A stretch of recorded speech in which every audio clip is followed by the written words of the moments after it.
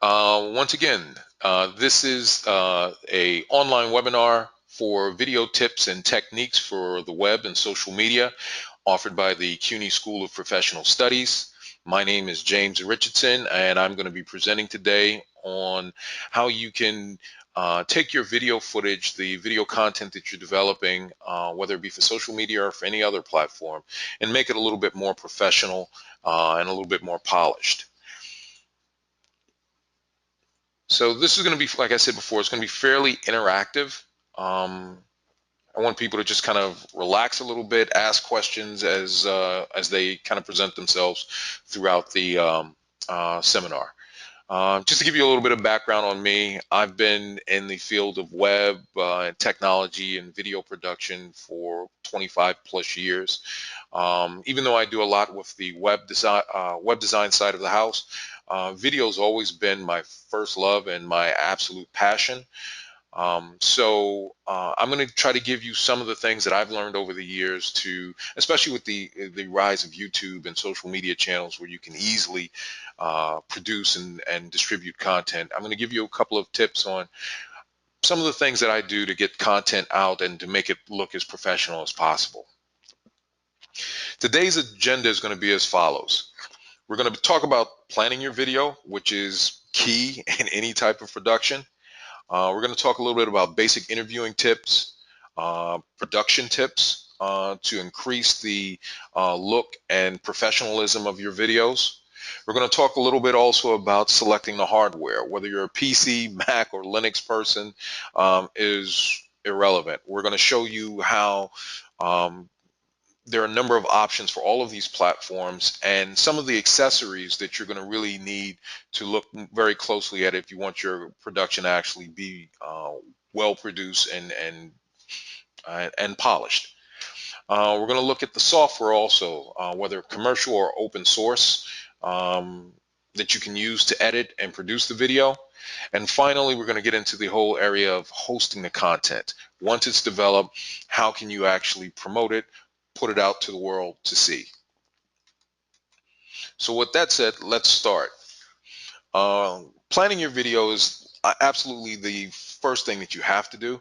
One of the things that I find that filmmakers, whether they be on social media or other platforms, neglect sometimes and to their detriment is not thinking through exactly what the motivation is for the piece that they're developing. Planning it out, thinking it out, and having a definitive goal in mind for how your production should take shape. So in developing the strategy, the things that you need to do are to identify your strengths, to understand what's the best way in which you communicate. Is it through interviewing? Is it video editing, cinematography? What are your strengths? And when you don't have strengths in a particular area, sometimes you might need to tap other resources, reach out to other people who can complement you and add those strengths to your production team. I work alone quite a lot, but I shoot a lot of run and gun type stuff. But sometimes when productions that I want to do become a little bit more elaborate, that's when I have to reach out to friends and colleagues who have complementary skills and bring them on board. The next thing that you need to do once you have your kind of team and identifying your team in place and you've identified your strengths is to define your goals. What are you trying to achieve with this piece that you're putting together? Who is your target audience? You need to understand that in order to create the type of content that your audience, your particular demographic that you're trying to reach, you need to understand that so that you can create the content that they want. And then you need to figure out how to best display that content, whether it be on social media, whether it be through other platforms, other venues, more traditional film fests or so forth. What's the way to get the content to the people that you're trying to reach? This last piece, and I can't stress this enough, is to determine your budget.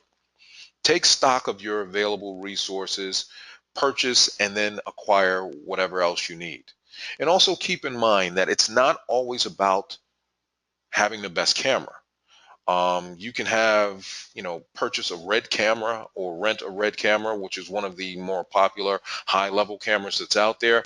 But if your cinematography, if your lighting, if the story yourself that you're trying to tell isn't very good, it does not matter what type of equipment that you have. Key considerations to begin before start.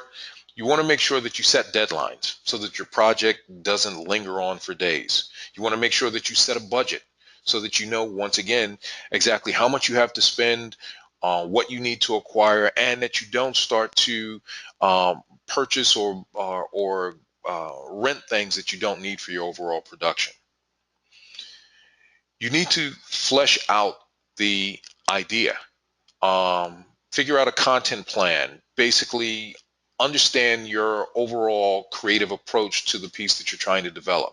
Is it going to be scripted? Does it need to be storyboarded? Is it going to be spontaneous?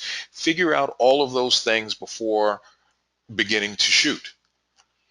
This will also help you figure out what type of talent you're going to need. If it is a more traditional film production and you're going to need actors, start to think about the motivation of the characters. What type of actors, what people do you know who might best fill those individual character roles?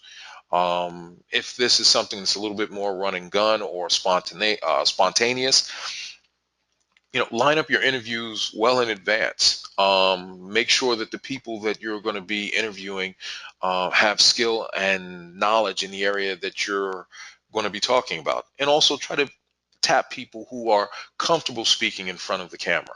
Um, every professional, every person that you may interview may not be the most comfortable person in terms of working in front of the camera. So you need to take all of those things into consideration as you start to plan out your shoot. One of the other things which is important is to make sure that you focus in on the locations that you're going to be using for shooting. Um, Once again, I do a lot of guerrilla style filming. So, I'll shoot in subways, I'll shoot on the street. Sometimes that's great, sometimes not so much because it's a little bit unpredictable. Many times, if you're shooting content, it's sometimes best to plan ahead to make sure that you have a specific location in mind and have rights to that location, access to that location, so that you consider larger things such as lighting and setup, as well as the amount of noise, ambient noise that may be in the area. You don't want to shoot somewhere where there's constant traffic moving by or there's really poor lighting, because once again, that'll affect the overall production value of your piece. You need to understand what is the purpose of your content. What are the key objectives that you're looking to achieve by creating this video? You need to also understand your key message. What are you trying to convey?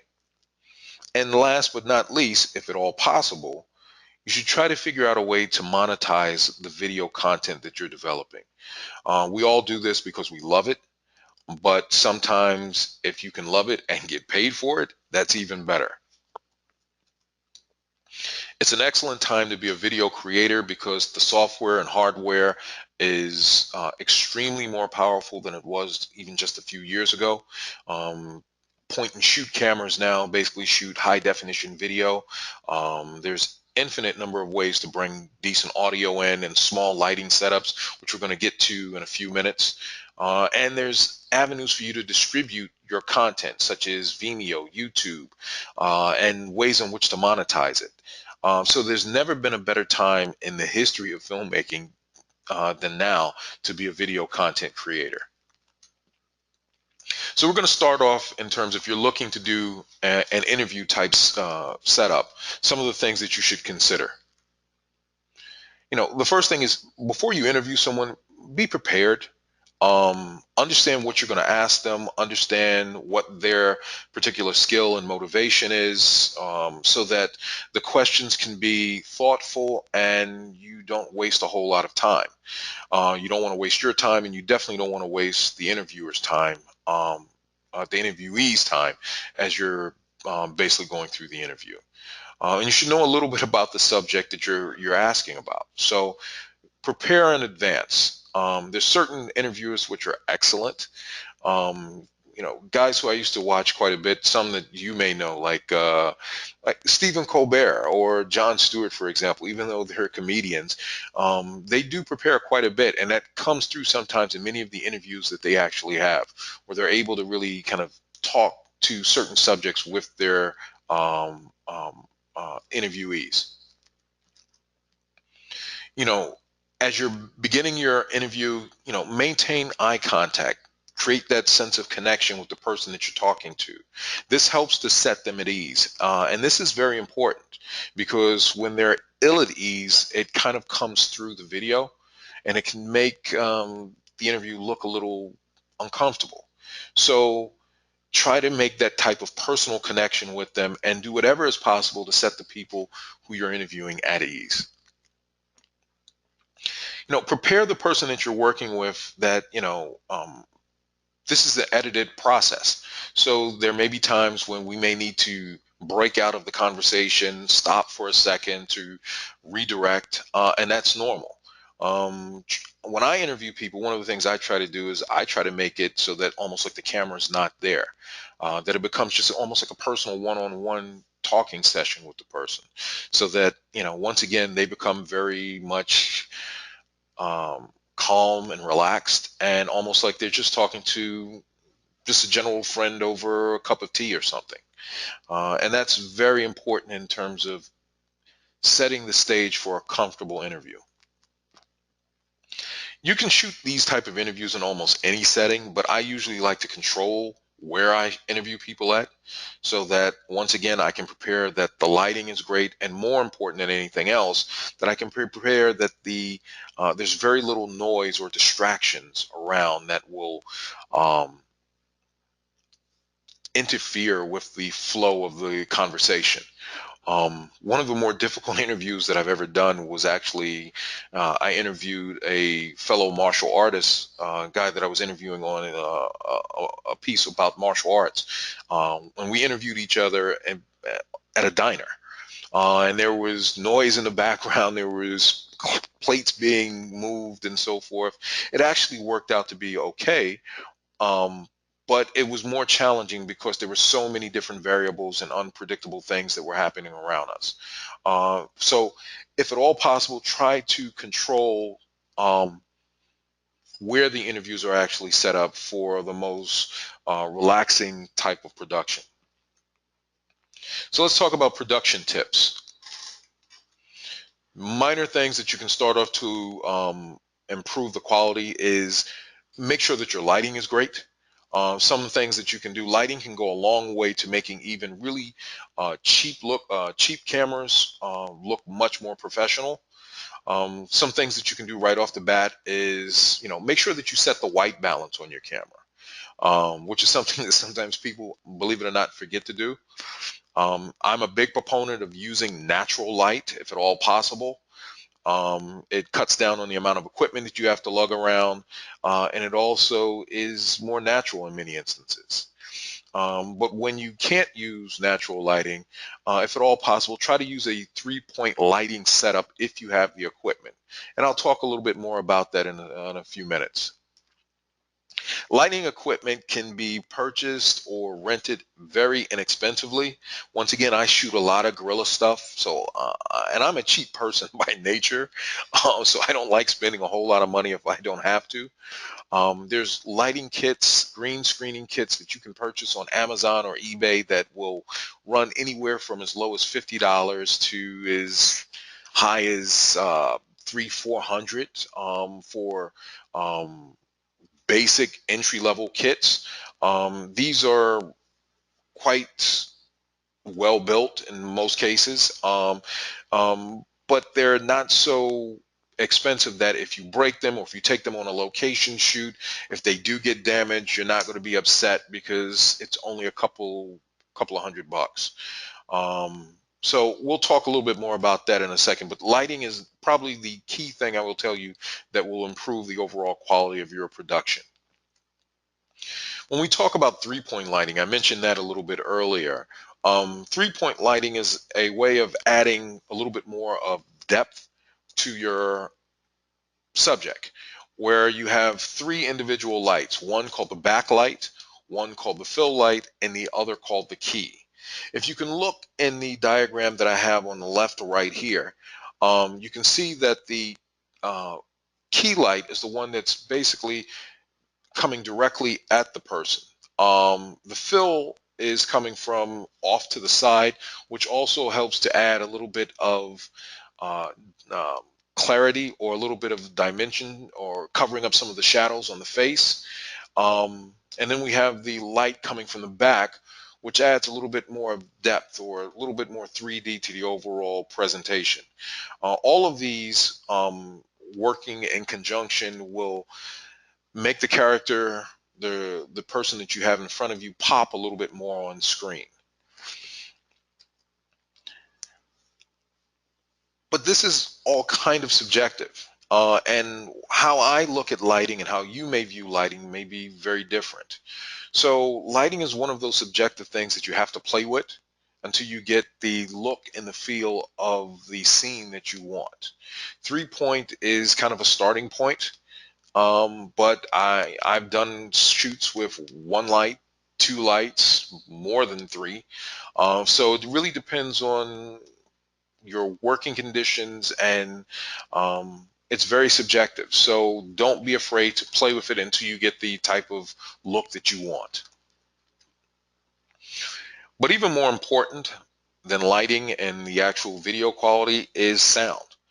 You know, we'll all watch really bad or grainy video. We've done it on the internet hundreds of times. The one thing that people will not do is listen to horrible audio. It turns them off. So whatever you can do to improve the audio quality of your production, that's something that you should spend even more time on than even the video, in my opinion. There are a number of different microphones that are very cheap, inexpensive, but also produce extremely decent quality. There are built-in mics, ones which come on the camera. Those are usually not the greatest, but they can still do on a pinch, especially with some of the newer cameras. The audio quality, especially if you're shooting from very close, can work fairly well. There are attachable microphones that can be clipped on, such as lapel mics or lavaliers. You know, I try not to use them whenever possible, just because that's one more thing that I have to carry around. I'm a little bit more of a proponent of using kind of external mics or shotguns that allow me to basically attach a mic directly to the camera as opposed to attaching it to the subject. These are examples of some of the microphones that I've used over the years. And the ones that you see here are all ones which I use still to this day. The one that I'm most interested in or most hyped about right now is the one up at the top called the Takstar, the SGC 598 microphone. It's a shotgun microphone. I've recently purchased that to replace the Rode video mic, which is kind of a staple for a lot of DSLR filmmakers. The Rode mics they're shotguns, so they're directional mics, which usually pick up whatever sound is directly in front of them. Um, the Taskar does pretty much the exact same thing, and the quality is pretty much on par with the Rode. The main difference between the two is that the Rode will run you about $200 to $250. The Takstar is a cheap Japanese Chinese ripoff. I think it's made in China, and it will run you probably in the area of about 30 to 40 bucks for comparable quality. So I was looking to replace my Rode out, and I wound up buying two Tackstars just because they were so cheap. And once again, if I damage them, I can take them out on shoots, run and gun. If I bang them up, it's only 30 bucks. I can replace that pretty easily as opposed to shooting a little bit more run and gun style with more expensive microphones. Some of the other microphones that you see here, the Audio Technica, the Samsung, or the USB um, Logitech microphone, I use for more podcasting. I use those for content that I usually use on YouTube when I want to record audio that and keep it fairly clear. Um, Most of those, all of those use USB, so they plug directly into either a mixer or directly into my computer. And they're all fairly inexpensive, high quality or decent quality microphones.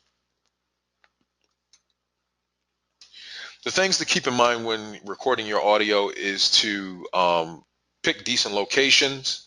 Think about whether or not you may need to add sound after you've recorded the material, such as sound effects, music, voiceovers, whether it's audio from just general ambiance from the initial location shoot, and consider how much you might need to tweak the audio during post-production, equalizing it, removing sounds, pops, and so forth. These are all things that you need to be concerned about when using audio. The other thing that you need to be very mindful of, not so much with audio, but in terms of camera movements, is how you move the camera itself. I'm a big proponent of keeping camera movement to a minimum. If you move the camera around far too much, you kind of get that home movie effect like your friends used to show you when they came back from vacation, and you almost get seasick because the camera's been moving around so much following him and his kids. I'm a big proponent of setting the camera up, picking your individual shot, and letting it run. If you need to adjust, stop the shot, zoom in, zoom out, pan left, pan right, tilt up, tilt out, set up the shot, and then begin filming again. Keep camera movement to a minimum.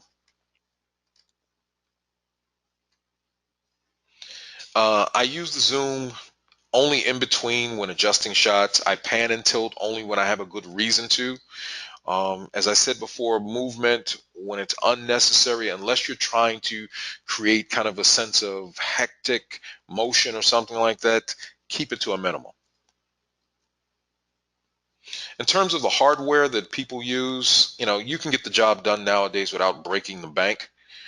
Whether or not you're on Apple, Windows, Linux, whatever the case may be, it doesn't really matter as far as I'm concerned. I have both platforms. Actually, I have all three major platforms.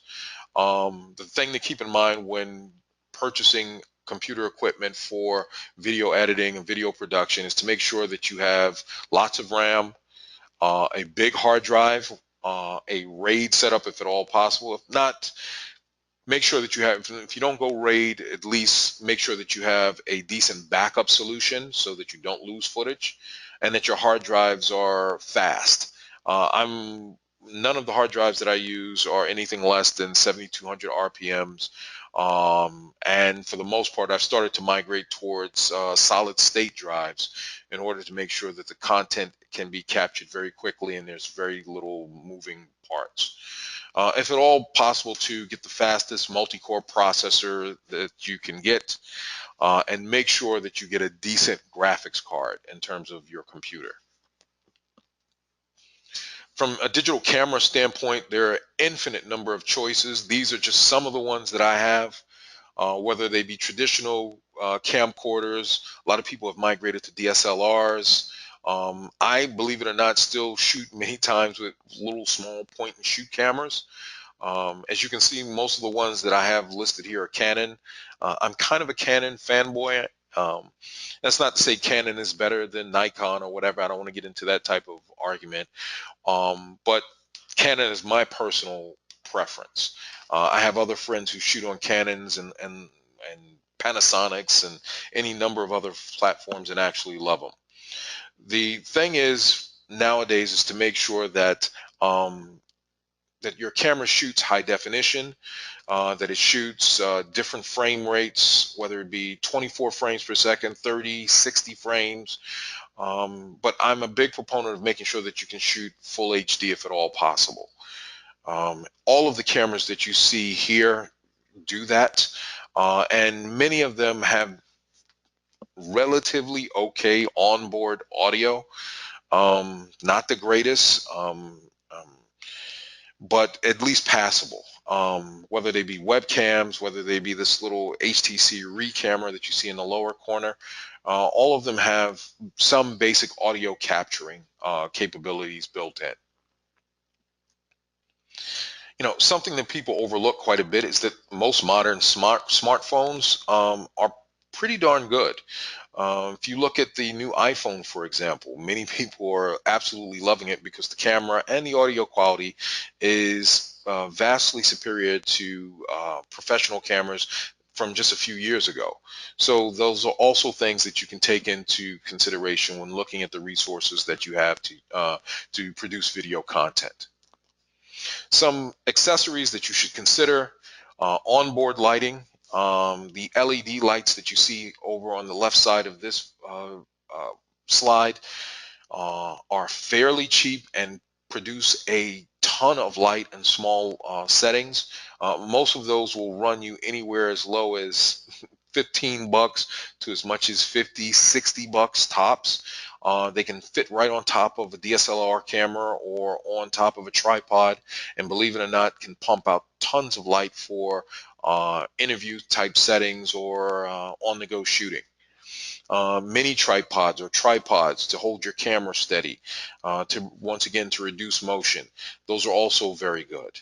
And also the softbox or the small lighting kits that I mentioned earlier in the broadcast can be picked up very easily, very cheaply, and can once again add to your overall production value. In terms of software, whether you're using Apple or PC, there's a number of different options. Apple has a number of programs that you can actually that come installed, such as iMovie, GarageBand, iPhoto, Pages, all of those that previously called iLife programs to create digital content that you can use to um, record audio, music, and shoot your video all in one. PCs don't have as many nicely produced programs. There's Windows Movie Maker. There's the built-in Windows Photo Editor. I don't really like those, believe it or not, but they can be used quite okay in a pinch. There are other options that we'll look at in a bit, particularly for the Windows side. There are a number of open source and free programs or low cost programs that you can use. On the PC side, two of the programs that are well known are the Sony Movie Studios Suite Edition, and that comes. You can pick that up for probably less than 150 bucks, depending on where you go. And it comes loaded with a ton of stuff like Sony Vegas, which is kind of a similar program to GarageBand on the Apple side. Allows you to create utilizing royalty-free music to produce soundtracks or audio music for your video productions. Same thing with Acid, SoundForge. These are two music-based programs that allow you to add soundtracks and sound effects to your overall production. What else do we have here? FX Home. There's a number of programs that they have, and we'll talk about FX Home and their main program that they use called HitFilm, which can be used to create special effects. We'll come back on that one as well. One of the other programs that most people may be familiar with, have heard of, is Adobe Premiere and Photoshop. The higher end versions of those programs can run you a couple $100s a piece. However, Adobe does have scaled down versions of them called Adobe Premiere Elements and Adobe Premiere Photoshop Elements. Excuse me, Adobe Premiere Elements and Adobe Photoshop Elements. You can usually pick both of those up in a bundle for about 90 bucks. If you're part of an educational system like the School of Professional Studies and you have an ID, you can actually get that for much less, probably somewhere around anywhere between 50 to 60 bucks with an educational discount. So that's also something to keep in mind. All of these programs will work fine for most social media productions, particularly anything that you want to toss up on YouTube or so forth.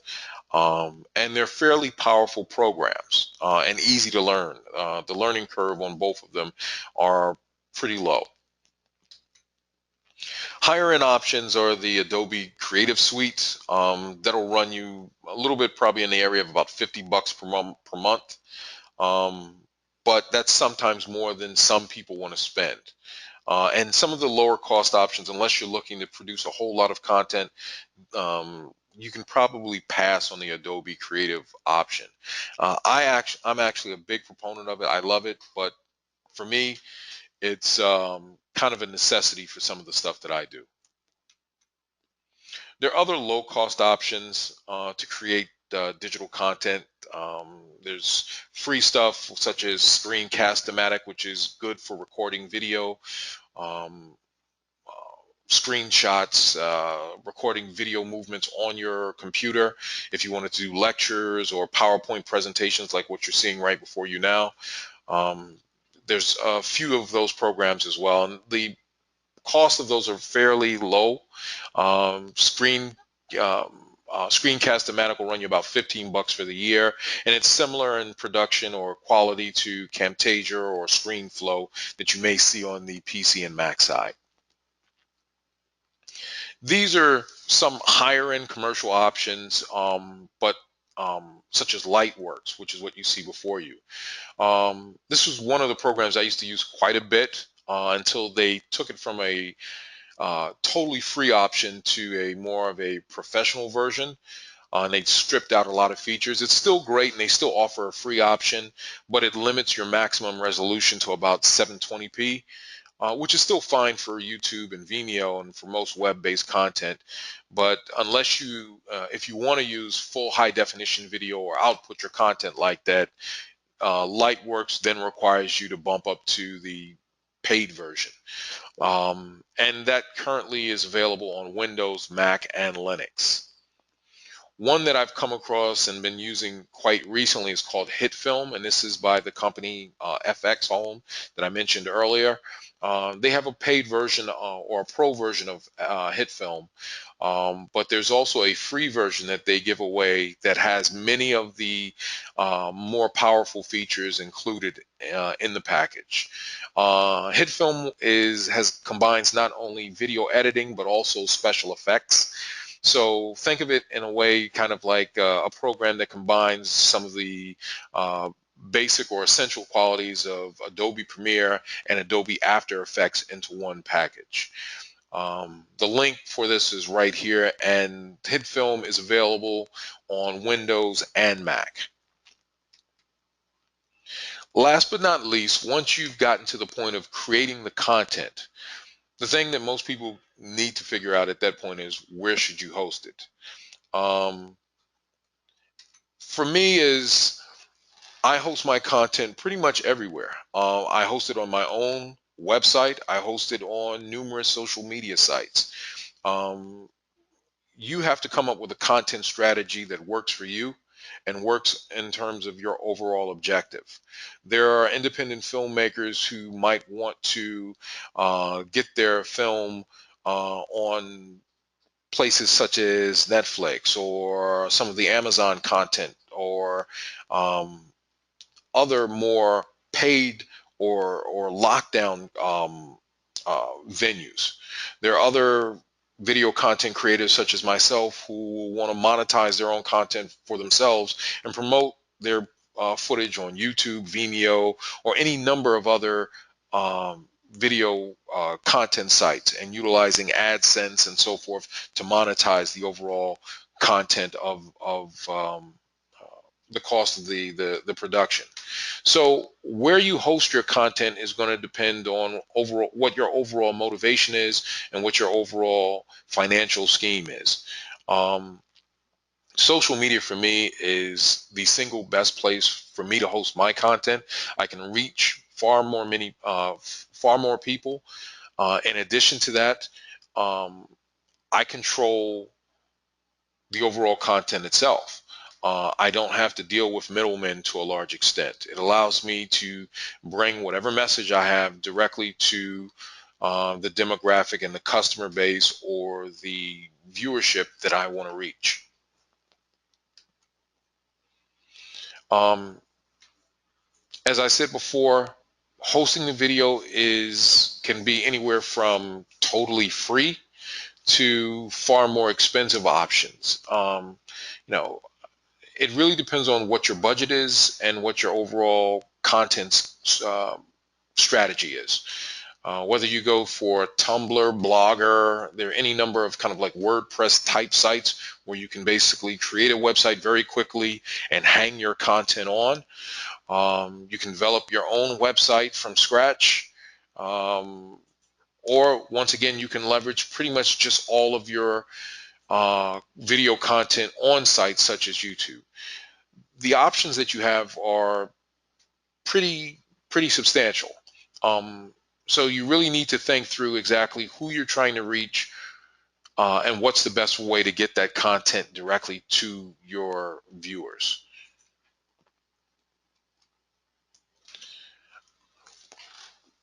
And last but not least, don't be afraid to tie in all of your social media channels with your website.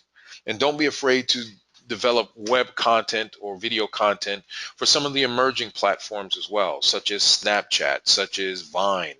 There are any number of up and coming video content channels that will allow you to basically speak directly to a user base. Um, One of the newer ones, which is launched fairly recently by filmmaker Casey Neistat, for example, is a video content site called Beam, where it's much more real time, real life, interacting with video and basically broadcasting it to a small network of friends and followers that you have, which is a different way that content is now being shared. So how this content is being developed, move back and forth, is going to change substantially.